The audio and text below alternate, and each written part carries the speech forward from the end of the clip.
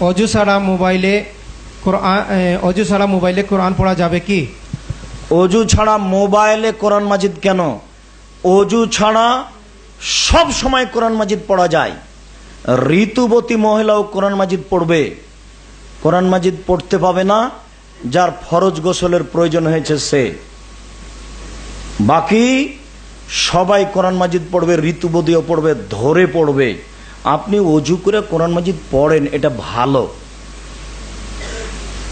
কাবা ঘরে মসজিদে থাকতে পারে ঋতুবতী মানুষ, হেরাক্লিয়াস কোরআন মাজিদের আয়াত পড়তে পারে একটা হিন্দু মানুষ।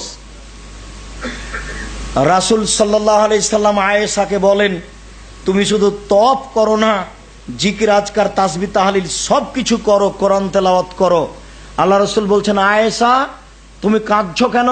তপ করতে করতে চট করে বসে আয়েশা কাঁদছেন। তখন আল্লাহ রাসূল বলছেন, ও আহিস্তে, তুমি কি ঋতুবতী? তখন আয়েশা বলছেন, জি হ্যাঁ আমি ঋতুবতী। তখন আল্লাহ রাসূল বললেন, আয়েশা তুমি তপ করো না, বাকি সব কিছু করো, কোরআন তেলাওয়াত করো। ঋতুবতী কোরআন তেলাওয়াত করবে, অজু আবার কি? অজু করে করেন ভালো, অজু ছাড়াই কোরআন মাজিদ পড়বেন।